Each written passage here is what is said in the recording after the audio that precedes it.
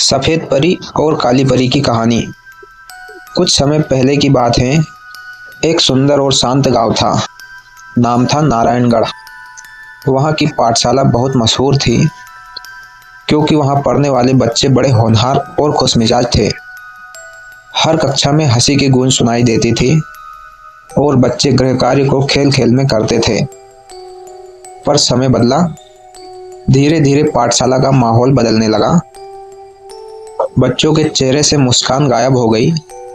वे चुपचाप बैठने लगे, गृह कार्य करने में बहाने बनाने लगे और रातों को डरावने सपने देखने लगे। किसी को अंधेरे जंगल दिखते, किसी को ऊंची ऊंची इमारतों से गिरते हुए सपने आते, तो किसी को गुस्से वाले अध्यापक का सामना करना पड़ता। कक्षा 5 की सबसे समझदार बच्ची सरगम ने अपनी माँ से एक रात कहा, माँ, मुझे अब गृह कार्य करने से डर लगता है। लगता है जैसे किताब खोलते ही कोई मुझे घूर रहा हो और रात को तो नींद में काली छाया मेरे सपनों में आ जाती है। उसकी माँ ने मुस्कुराकर सरगम को गले लगा लिया और कहा, बेटा, यह कोई आम डर नहीं है, यह उस काली परी का काम है। वह परी तब आती है जब बच्चों के मन में डर, आलस, झूठ और जलन घर कर जाते हैं। वह तुम्हारे सपनों में अंधेरा भर देती हैं। काली परी? सरगम ने हैरानी से पूछा। माँ ने हाँ में सिर हिलाया, फिर बोली, लेकिन बेटा, हर अंधेरे में एक रोशनी होती है। उस अंधेरे को दूर करने के लिए एक सफेद परी भी होती है। वह परी तब आती है जब हम मेहनत, सच्चाई और आत्मविश्वास को अपनाते हैं।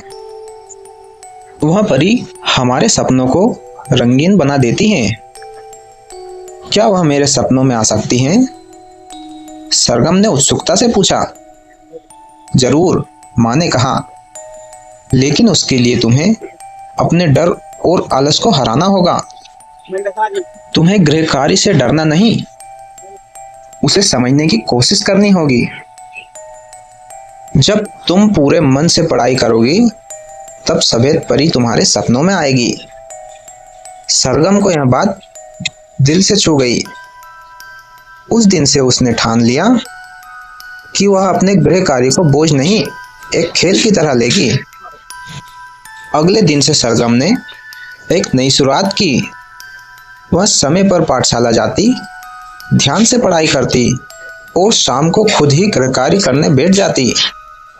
जब कोई सवाल समझ नहीं आता तो वह अपनी माँ या अध्यापक से पूछने में हिचकिचाती नहीं।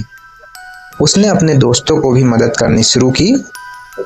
एक रात जब सरगम सो रही थी, उसे फिर वही काली छाया दिखाई दी।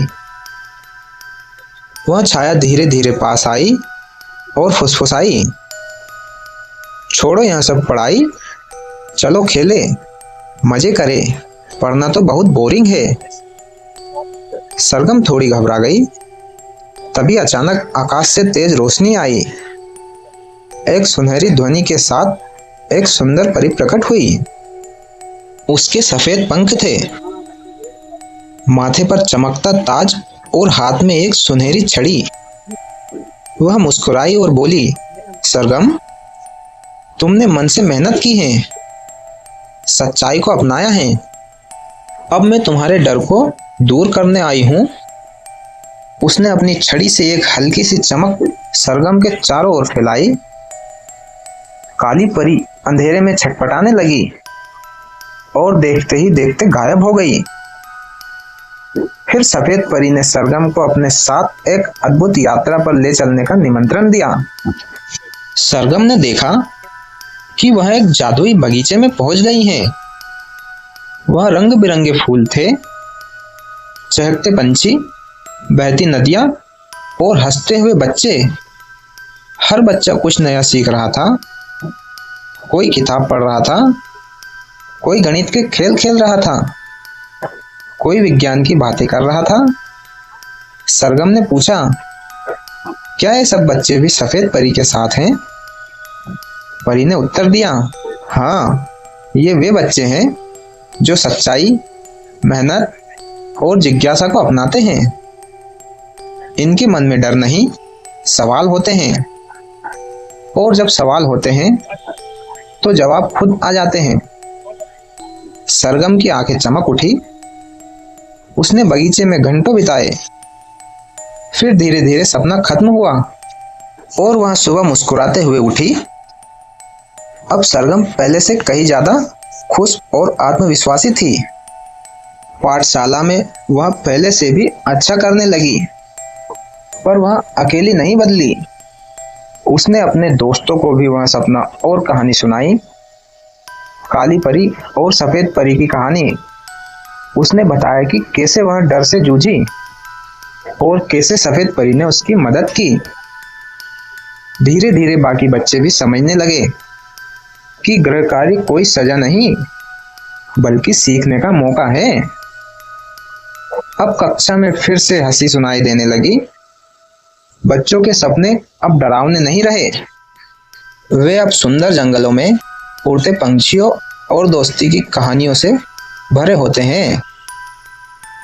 गांव की पाठशाला का माहौल एक बार फिर वैसा ही हो गया, सकारात्मक, रंगीन और प्रेरणादायक।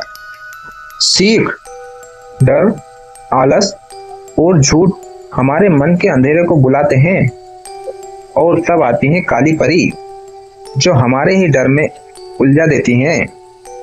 लेकिन जैसे ही हम सच्चाई, मेहनत और आत्मविश्वास को अपनाते हैं, हमारे जीवन में आती है सफेद परी जो हमारे सपनों को रोशनी और रंगों से भर देती हैं।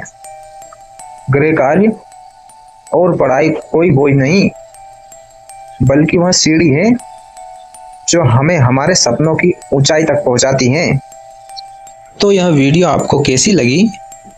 अगर वीडियो अच्छी लगी हो तो वीडियो को लाइक करें, और ऐसी ही प्रेरणादायक कहानियों के लिए हमारे YouTube चैनल को सब्सक्राइब करना ना भूलें। धन्यवाद।